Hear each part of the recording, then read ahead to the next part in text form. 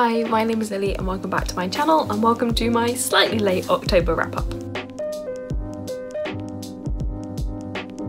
So, I read 15 books in October and that probably means I won't talk to you about every single one in detail because that is a lot of books and I don't want to do that. But I'm just going to get into it and get started because I had a very interesting reading month in the sense that I ended up hyper-focusing on one particular author's writing and wanting to read all of her books that I hadn't read yet. So this is going to be a very strange reading month in which it's going to look like I'm very obsessed with a certain type of romance. And I'm not, I just hyper-fixated on it for a while. So enjoy. Okay, so right out of the gate we are with our first steamy romance that I hyper-fixated on, and that is Delivering Dante by Lucy Lennox. Now, do I remember much about this plot? Not really, but kind of, I think. Basically this one is all of Lucy Lennox's books are male-male romances and they're all written by a seemingly straight woman, so take them with a pinch of salt. They're not great, but they have tropes in them that comfort my soul, so I sometimes hyperfixate on them and I can't help it. But anyway, Delivering Dante. How much can I remember? I remember this as like a bodyguard romance, but like he's not actually the bodyguard. It's basically Dante is living in an abusive household that's very homophobic and he is getting like beaten up by his church, and so I think his name is AJ. Should I look up these books and so I can actually tell you what they're about? Maybe. Should we do that? Let's do that. Okay, I wasn't actually that far off in my description. So this is the 6th book in the Maid Marian series. I did forget to tell you that, but all of these books can be read independently pretty much, unless you don't want spoilers for who ends up with who, but it's kind of obvious because they are romance books. Anyway, so this one is about Dante and AJ, and so Dante was living in a very homophobic, abusive household, and AJ and his family rescued him and delivered him to San Francisco to a homeless shelter, where Dante then eventually gets adopted by a very accepting family known as the Marian family. And so Dante never actually knows who it was that rescued him because it was all kind of a blur, but AJ remembers, and AJ kind of bumps into Dante again when he meets him at a gala, and he falls for Dante and Dante falls for him, but he doesn't know how to tell Dante that he was the one that saved him. And that's kind of how it goes. Dante is not very trusting with relationships because of his past, but also there is the news that his father, who has publicly admitted that he is missing but doesn't know where Dante actually is now running for some kind of office in the US, and so he is running on a homophobic platform, and Dante has got to decide whether he outs himself as the son to try and oppose him or not. So it sounds much more plot driven than it is. Which is the case for all of these books that she writes. They're not good books, but they are comfort reads when I am sad. And yeah, I think I gave it 3 stars, which is generous. It was good romance in the sense that like I enjoyed it, but she is so unrealistic with her sex scenes, and it just, it like, they're all the same, like they're all the same. But I kind of like the tropes in this one, but it wasn't one of my favourites in the series, to be honest with you. It's one that I've kind of forgotten about, as you can tell. The characters were fun and they were really sweet, but it just did fall a little bit flat for me. Next we have Monday's Not Coming by Tiffany D. Jackson, which is a young adult thriller book. So this one is about, what is her name? I haven't looked up the book again and I'm regretting it. Begins with the C.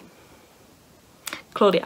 So this is about Claudia and her best friend Monday. She realises that Monday hasn't returned to school after the summer, and she starts to question why that's going on, but no one else in her life seems to be worried about the fact that Monday hasn't come to school, and everyone she tries to talk to about it gets super cagey and doesn't understand what's going on. And it's basically about Claudia trying to figure out what's going on, where Monday is, what's happened to Monday, etc, etc. So unfortunately this one I only gave 3 stars. I found it really confusing. There's a lot of time jumping in this, but it's really difficult to actually tell because the characterization doesn't change with their age change, which I think isn't actually very good, and it just felt very choppy. It felt very hard to follow, and it meant that I didn't really feel like I was able to make any connections with any of the characters.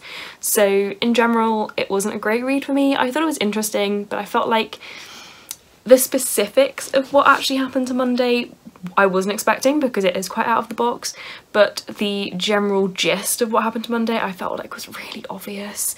I was not surprised by the plot twist, and in fact I'm not going to spoil it, but this kind of plot twist I actually find really irritating. I find it similar to "and it was all a dream" kind of plot twists, so I think it's lazy, honestly. And yeah, that kind of stuff just isn't for me. I get that other people really love this book, and if you're interested in it, I would really encourage you to read it, because you probably vibe with these tropes more than I do, but for me it just didn't hit the mark. I didn't enjoy it. Next we have Amari and the Night Brothers, which I gave 4 stars because I absolutely loved it. It is a young adult, no, it's a middle grade fantasy, and it is so much fun. It's one of those books that I feel like could easily be made into a whole franchise by itself, so yeah, I really liked it. This is about Amari, who is a young girl living with her mother, and her brother, who is an adult, has gone missing. And one day she gets a present from her brother, and she gets invited to join this mysterious, what do they call it? God, I don't know why I'm filming this wrap up today. My brain is clearly switched off. She gets invited to join this bureau where she can become an investigator, and she decides to join so that she can find out what happened to her brother. And in this place she discovers that things like yetis and dragons and all of those kind of things are real, but they are hidden from regular humans. And it is a really cool like magic school, but not quite magic school setting. It is so good, so good. I know I only rated it 4 stars for a reason. I can't remember what the reason was, but I think it might have been just I thought the plot was a bit slow, a bit lacking. But it's one of those where I feel like the books are only going to get better as you read more. The plot twists were really good, and yeah, even though it was a little predictable at times, I thought it was still really well written and very enjoyable. Next we have Tunnel of Bones by Victoria Schwab, who is now going to be known as V. Schwab on all of her future books. So please be aware that if you see Victoria, it's going to be changed to VE, and they now use she, they pronouns. So Tunnel of Bones is the 2nd book in the Cassidy Blake series, which is set in Paris. This one is set in the catacombs mostly, and it's about a poltergeist in the catacombs of Paris, and I actually really enjoyed it. I'm not going to tell you too much because I feel like there are some spoilers from the first book, but I just thought this was really sweet. It's a great spooky middle grade for those older middle grade readers, and I think it's a really good transition book between middle grade and young adult for those older middle grade readers. I really love Cassidy and Jacob's reactions and their interactions with each other, and just how they go about their lives in these books are just so much fun. I gave it 4 stars because I think my reasoning, I don't really remember. I think part of the reasoning for that is just because I feel like these books could be a little bit more fleshed out. The plots can feel a bit rushed and slow at the same time, but in general I really like this series, and if you are a fan of middle grade, of spooky books and ghosts, this is definitely one that you need to be reading. Next I read A Very Marian Christmas by Lucy Lennox, which is book 7 in the Maid Marian series, and is kind of like a spin-off book because it's not about one of the Marians.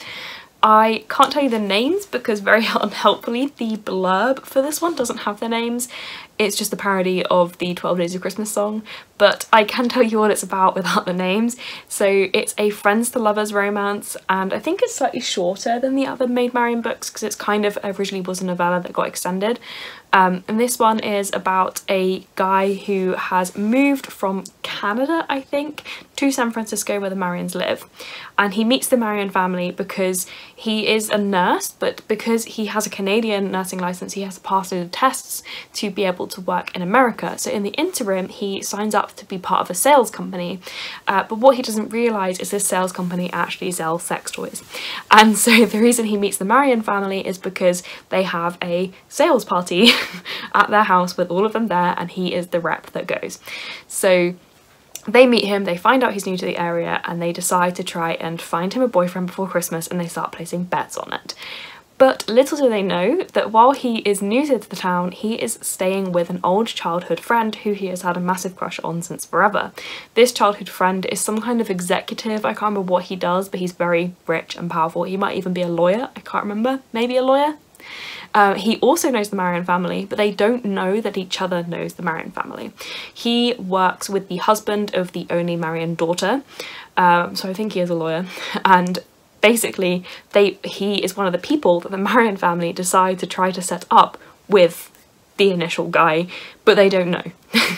And so it's really, really cute. It's such a good friends to lovers romance. It's full of miscommunication, which most friends to lovers romances are, but I don't hate that. Like, I don't get the hate for miscommunication, because miscommunication happens all the time, guys, like all the time. You complain about it because it's what you do. It's what everyone does. It's where all conflict comes from, pretty much. I really, really enjoyed it. It is called A Very Marion Christmas, but honestly it's not very Christmassy. You could read it any time of the year. But yeah, once again, the sex scenes are a little bit unrealistic. Oh, also I gave that one 4 stars, which is the highest rating I think I've ever given a Lucy Lennox book, so. Next up, I read the Maid Marian mixtape, which is the collection of all of the novellas for the Maid Marian series. They come interspersed between certain books, so there is a reading order for the books and the novellas, or you can just read them all at the end, which is what I did. I think I gave this 3 stars because there were some novellas that I enjoyed more than others, and some short stories that I enjoyed more than others. And in general, I don't really like short story collections that much. I just read it because I knew there were some like epilogue stuff.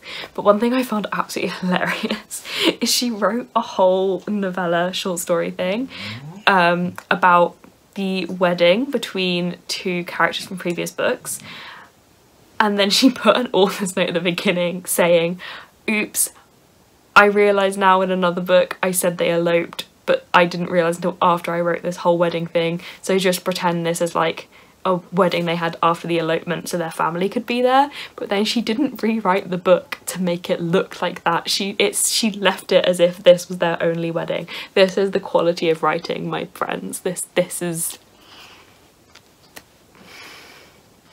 love that for me. So anyway, I gave that one 3 stars. It was kind of meh. Next, I read the graphic novel Cheer Up, Love and Pom-Poms, and I gave it 5 stars because it is so cute. This is about 2 girls who are on the cheerleading team at their school.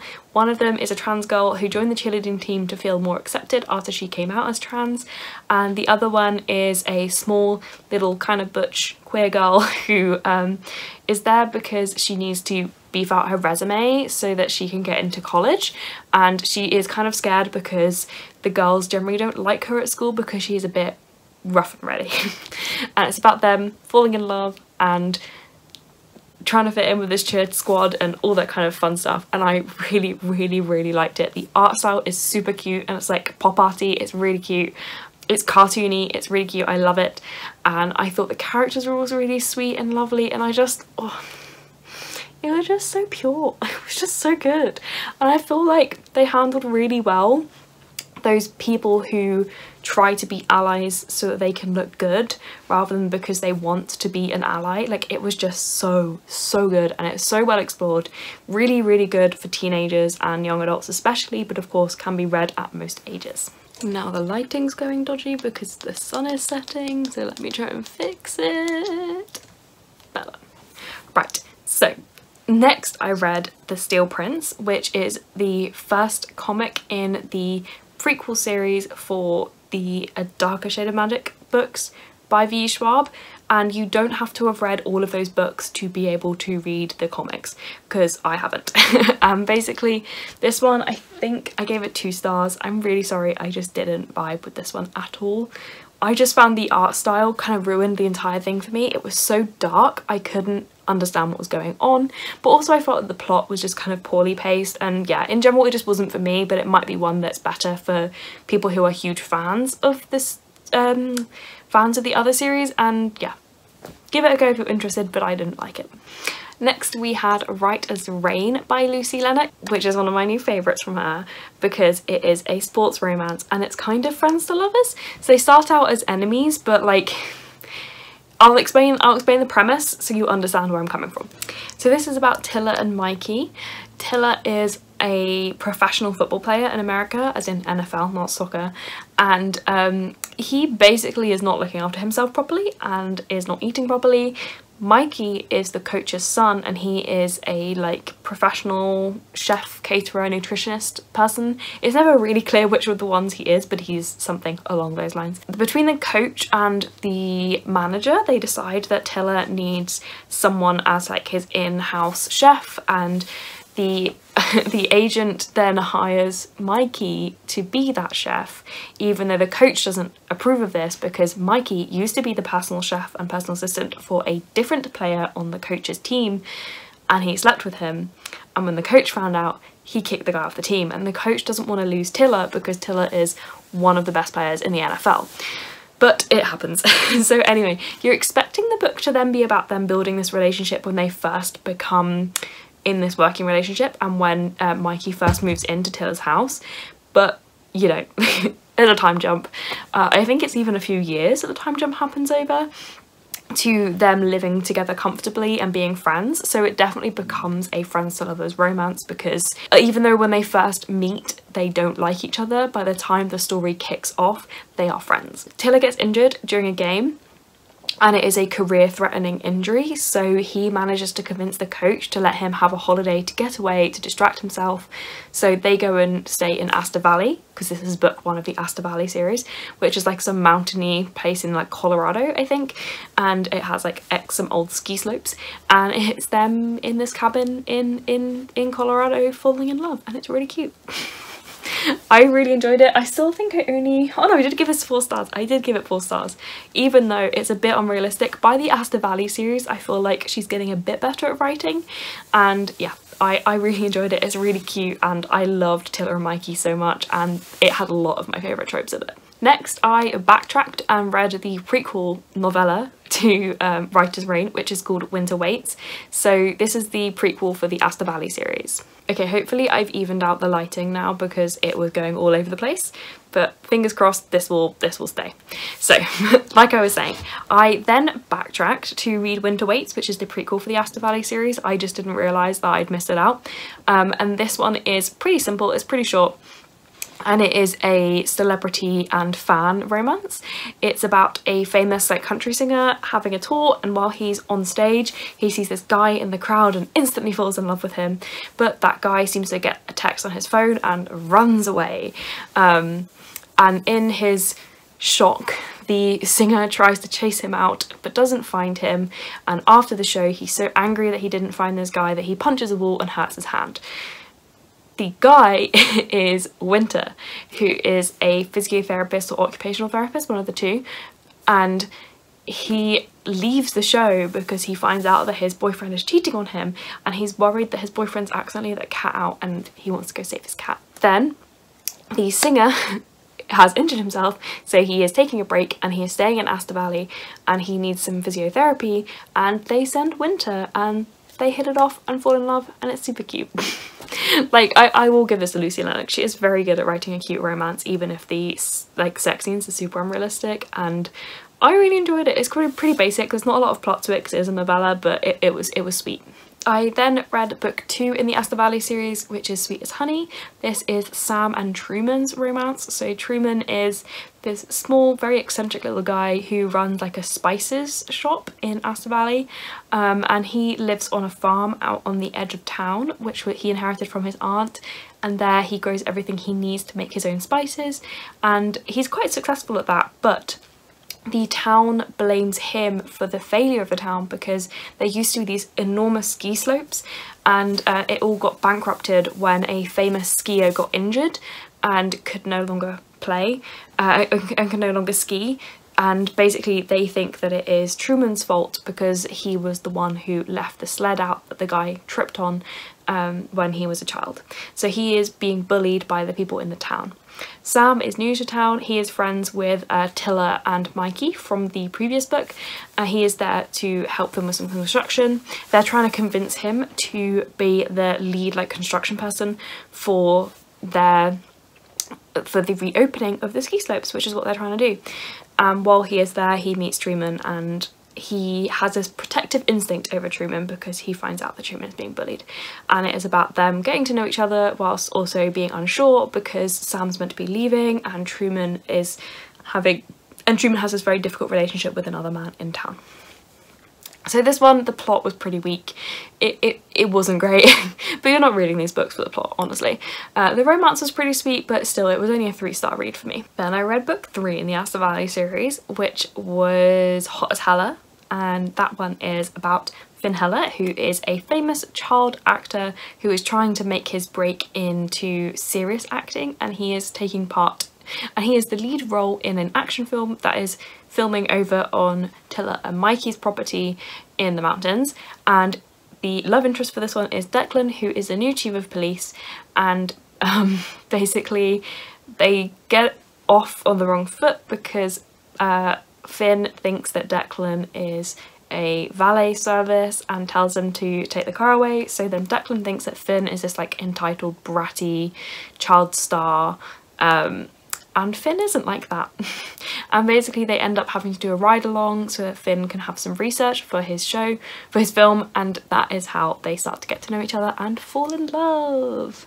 So this is definitely a strong enemies to lovers romance, but the enemies sections of Lucy Lennox's books always go really fast. They very quickly become lovers.